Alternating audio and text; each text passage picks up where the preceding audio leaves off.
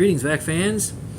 By viewer request, I have a 2008 Dyson DC25 Animal, and at the nozzle I'm looking at 57 CFM, and because the nozzle width is fairly short, this has a fairly high CFM density. So maybe it'll do better than a DC65? Don't know. Let's find out. As always, I encourage people to take a look at my playlists.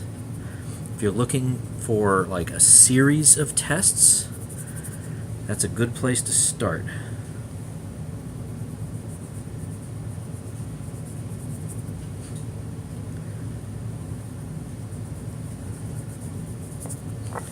And lastly, underneath the carpet, which we already know through many other tests, it's not going to pick anything up.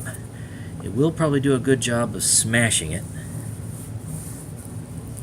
So let's see what happens.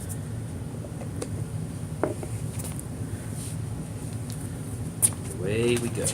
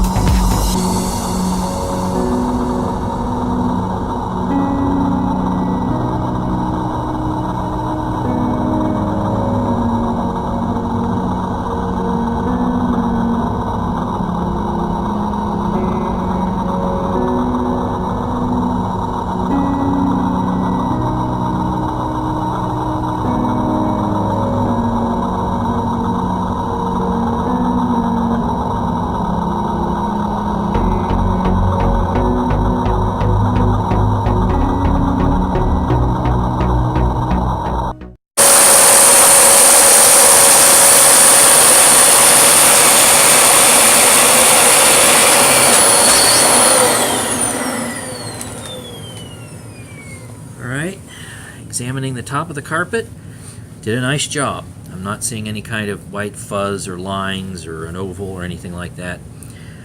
Along the edge here, it left some obviously, and there's a telltale white line. So, yep, it smashed. And we got some clogging here.